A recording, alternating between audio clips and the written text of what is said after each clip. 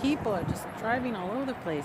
Okay, so today what I want to show you is how to walk mechanically according to Nagy, I'm sorry, Aguilera, Nadi Aguilera at Functional Patterns. So he's my go-to guy when I need something.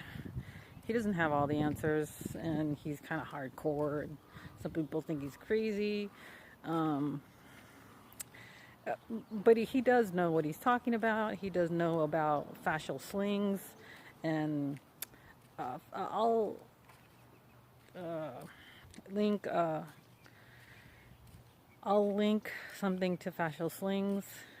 Um,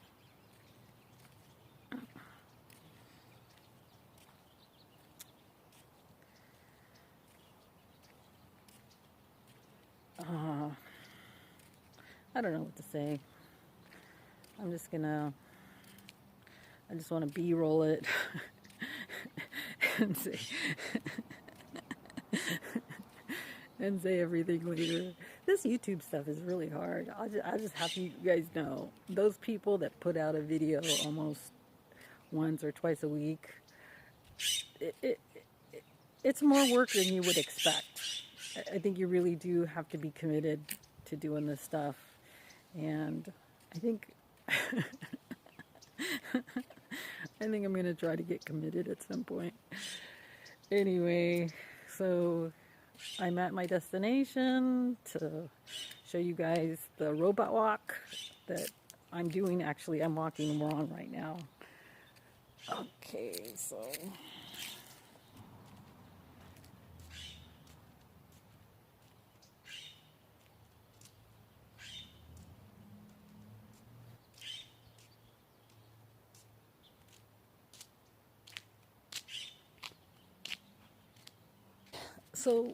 the point is of that is that your shoulders are supposed to, well, your torso is supposed to move opposite. It's kind of like an X. It's supposed to move opposite. So when your left foot moves, I think most of you guys know this.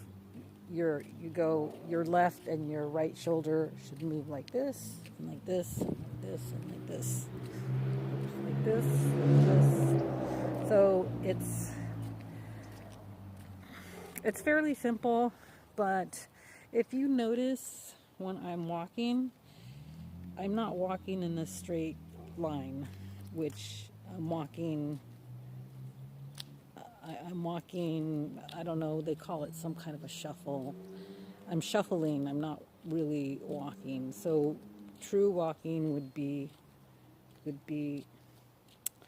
my foot sort of coming more. So this is how real walking should look like. Should be more like this. But anyway, I can't bring one foot in front of the other. I have to really concentrate. I have to not have a camera in my hand, and I have to move my shoulders. For me, that's your hands that should normally swing, and your shoulders, go not side to side. They're not going side to side, but one shoulder goes forward, then the next one goes forward, crisscross when you're with your legs. Anyway, so I don't walk that way. I shuffle mostly, and so I'm trying every morning to exercise walking like a robot. So that's my goal now. It has actually helped. It has helped my left knee, which is the one that's my worst knee, or the one that's been inflamed more. The other thing I think I wanted to say too is that I've been taking another supplement. I started taking thyroid supplement, and that really seemed to help. It seemed to help with cutting my toenails. So with my left hand, I was not able to cut my toenails, or I was not able to cut my fingernails. And now, with this hand, I can cut my fingernails and I can cut my toenails. And I know that that sounds kind of funny because go figure that I didn't even have the strength to cut my toenails just with a regular cutter. I'll show the cutter. I'll show a picture of what I mean. It's just one of those regular, 99-cent toe clippers, not the expensive ones where you can go like this, but the cheap ones where you have to use your fingers. So I'm going to stand here in the sun for a little bit. So those clippers are the ones that I use, and those are the ones that I could not actually, I couldn't cut I could not cut any of these fingers, especially my thumb, never. The nail is so thick I couldn't cut it. Anyway, the thyroid medication, the reason I decided to take the thyroid medication was because don't have a macro camera, but I don't know if that'll come up on the camera or not. There's ridges on my pinkies, and so those ridges indicate that you have a thyroid problem. And I know I've always had a thyroid problem. I've always been cold. I've always had a low temperature. 97.6 was my normal.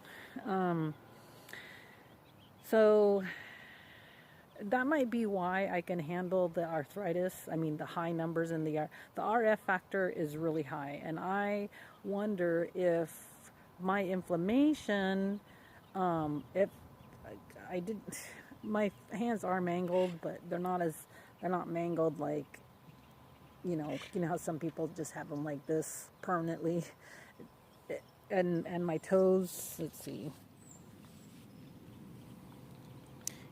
These toes right here are mangled, and these toes are not. See how they're completely straight? So, so I haven't gotten the total, like, really gross mangle where you can just tell right away that people have, arthritis. You can tell on me, if you're observing, and, if you're looking really fast, you really can't tell. You really can't tell, but if you're observing and you're looking very slowly, you can tell. But anyway, so the arthritis medication, the thyroid medication, I don't know what it did, but I think it took 2 days or 3 days after I had been taking it. I noticed that I just went to cut my nails just because they were long, and I don't like them long. And I just noticed that I was able to cut them. So I've been taking the thyroid medication. I'm taking a desiccated thyroid, bovine desiccated thyroid medication, and it is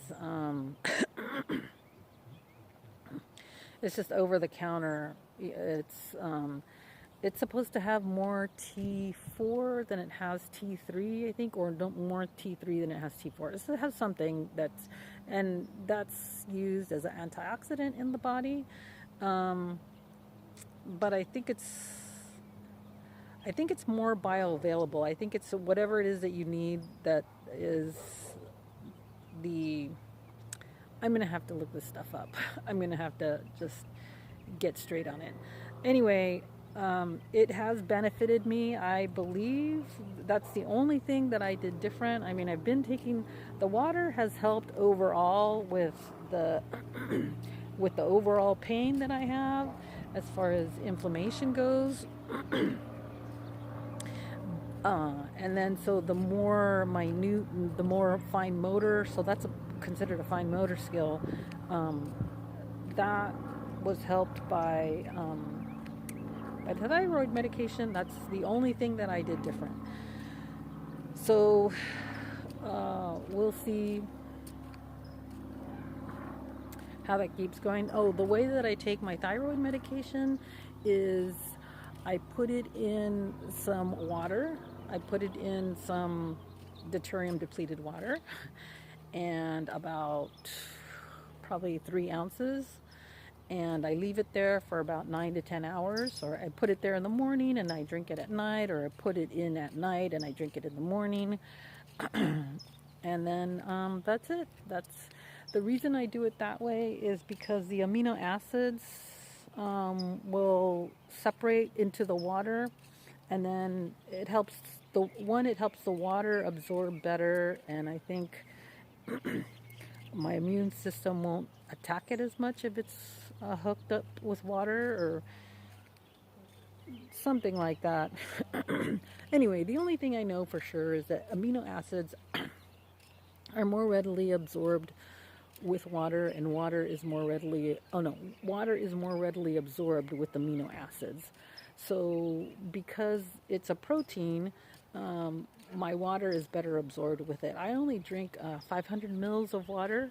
I'll have a cup of coffee. Oh no, I guess I drink a liter of water per day, about that. Sometimes a little bit more, sometimes maybe a liter and a half, but not much more than that. And I feel, since I've been drinking the deuterium depleted water, that I do feel more hydrated. But so yeah, so I don't drink tons and tons of water. Drinking a ton of water is very, very bad for you. It's just no good.